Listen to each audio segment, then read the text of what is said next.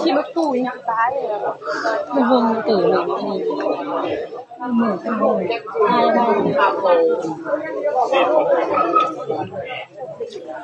เห็นโผล่ออกมาเนี่ยสวยจังเลย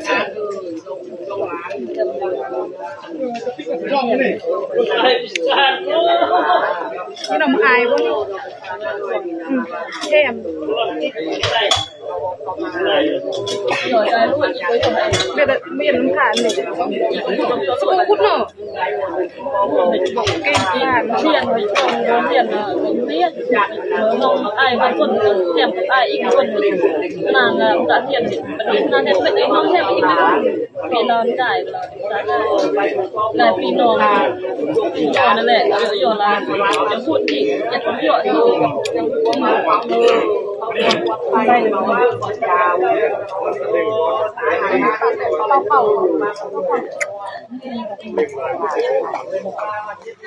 สุขของคุณเราต้องครบสุดเลยอยากน้อยอยากไม่เห็นทำมันเต็มหัวเตินยงหนูก็อมในคืนนี้คืออยาก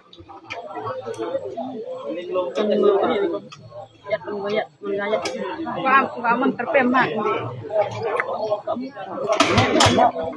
มันอยู่ในเกิดหนูอะไรยงหล่นน้ำดีน้องเนี่ยออกมาแต่ว่าบางคนอมจะโผล่เลยอมตู้เรียนเราเด็กก็มาอม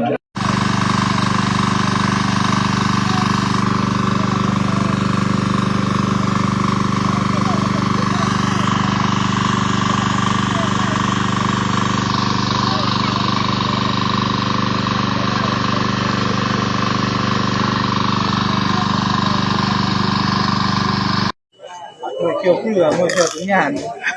แล้วแห่งประโยคครับอย่างสิ่งยันปักเกลือเยอะอีกตัวจะกินเผ็ดดีกว่า